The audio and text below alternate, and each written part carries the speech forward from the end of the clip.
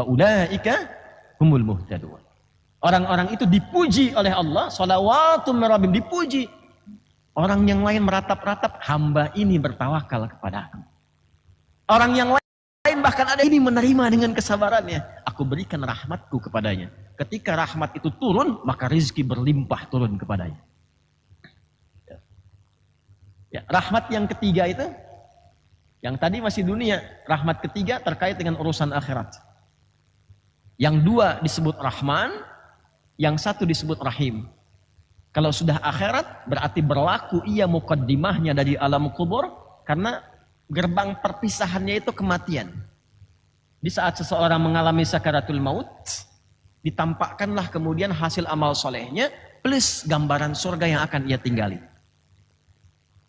Jadi kita ini sekarang ikut kajian rutin, tadi disebutkan banyak kajian-kajiannya itu, rutin kita lakukan karena Allah. Ya, bukan karena siapa ustadznya si fulan. Allah melalui Rasul perintahkan, saya datang untuk mengharap rahmat Allah, ridha Allah. Rutin kita lakukan, rutin kita jamaah, itu begitu akan wafat ditampakkan. Karena engkau kerjakan amal ini untukku, aku ridha dengan itu. Dan aku pun berikan kepadamu hal yang engkau akan ridha dengan itu. Ya. Aku ridha, radhi. Sifatnya radhiyah. Engkau ridha dengan pemberian, mardiyah. Begitu di akhir kehidupan sakaratul maut ditampakkan. Karena ditampakkan itulah dia tenang. Tenang. Tenang karena hasil ibadahnya. Ketenangan yang dilahirkan dalam ibadah disebut tuma'nina. Ketenangan yang dilahirkan dalam rumah tangga disebut sakinah. Beda ya. Ketenangan yang dilahirkan dalam ibadah disebut apa? Tuma'nina. Karena itu ruku' tuma'nina. Ya, hatta tatma'inna raqi'a. Sampai engkau merasa tenang dalam ruku'. Sujud tuma'nina. Di rumah tangga sakinah. Nah, orang yang terus berusaha untuk sujud, untuk ruku', untuk ibadah, sehingga melahirkan ketenangan berbeda dalam dirinya. Jadi yang pertama Allah berikan saat kita belajar, saat kita ibadah, itu bukan dunia. Itu sifat tuma'ninah dulu.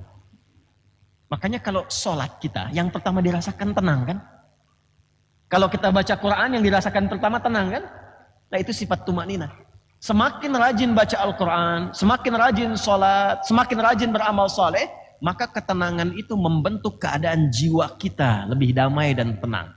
Sehingga menjadi sifat bagi jiwa. Sifat itu kalau sudah melekat pada jiwa, berubah dari tuma'ninah menjadi mutmainnah. Nah sifat mutmainnah inilah yang dipanggil saat sakaratul maut. Quran surah ke-89 ayat 27-30. Ya ayyatuhan nafsul mutmainnah. Irji'i ila rabbiki radiyatan maradiyah. Muncul ya? Belum selesai. Mana surganya? Fadkhuli fi ibadi. Ibad itu sifat untuk ubudiyah. Ubudiyah. Yang rajin ibadah disebut ibad namanya. Jamak dari kata abdun. Ya. Innani anallahu la ilaha illa ana fa'budni. Quran surah 20 ayat 14. Aku Allah. Tidak ada Tuhan yang layak dipertuhankan dan disembah selain aku. Ketika engkau mempertuhankan aku, kata Allah, buktikan itu dengan menyembahku. Fa'budni. Contohnya bagaimana ya Allah? Wa aqimis salata li dzikri. Praktekkan salat. Karena itu kita mendeklarasikan dalam salat, ya Allah, kami sekarang menyembahmu karena kami beriman kepadamu. Ketika dirubah bentuk perintah jadi bentuk komitmen, perintahnya fa'budni, komitmennya na'bud. Maka kita katakan dalam salat, iyyaka na'budu. Iyyaka na'bud. Ya Allah, engkau perintahkan kami beribadah menyembahmu, sekarang kami kerjakan. Ya? Ketika kemudian kita kerjakan itu, keluarlah pernyataan yang sangat tinggi nilainya dalam hadis qudsi. Hadza baini wa baina abdi wa li abdi ma sa'al.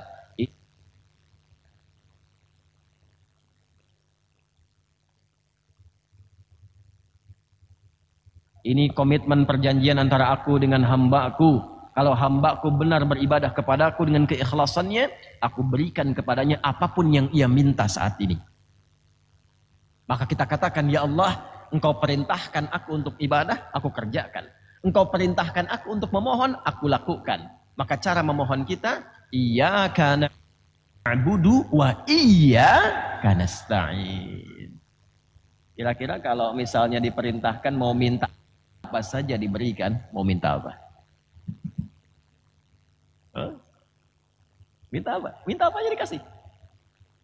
Bingung kan? Bingung kan? Ya, sama dulu ada program tuh ya. Dikasih uang 1 miliar habiskan dalam 1 menit tuh. Boleh cari kulkas, cari TV, bingung, nggak habis-habis rupanya. Padahal disodakokan habis saat itu ya. Ya kan? Ya.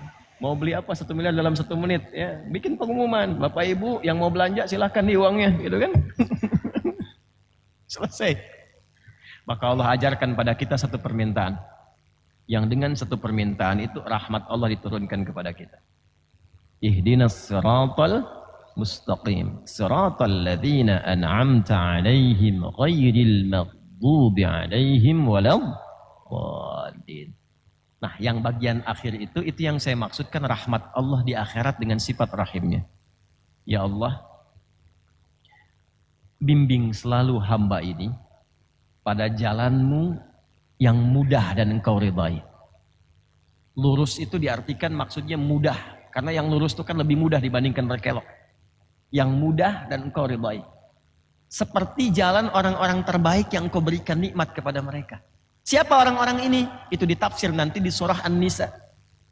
Ya, surah An-Nisa, surah yang keempat. Saat masuk nanti di ayat ke-64-65-nya.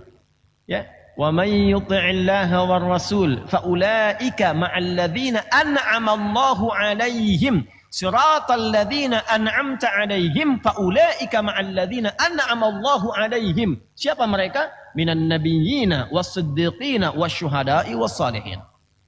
Ya Allah, kumpulkan kami di akhirat nanti. Di dunia nyaman, engkau rahmati, engkau berikan nikmat.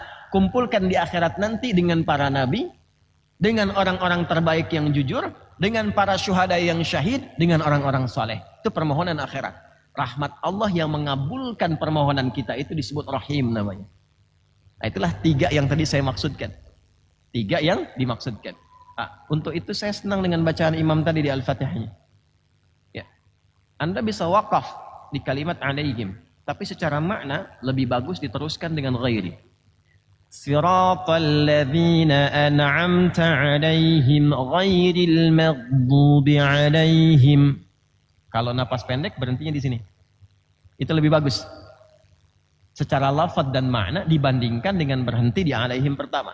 Siratal ladzina an'amta 'alaihim ghairil maghdubi 'alaihim waladdallin.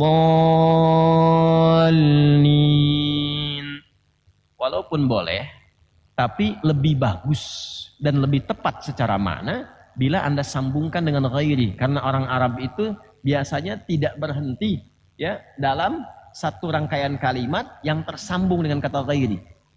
Siratal ladzina an'amta 'alaihim ghairil maghdubi 'alaihim. Berhenti di situ.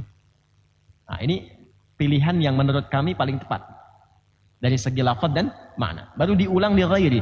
Ghairil maghdubi 'alaihim waladdallin. Jelas? Karena sifatnya minta kepada yang baik dan langsung menepikan tanpa jeda dari yang tidak baik.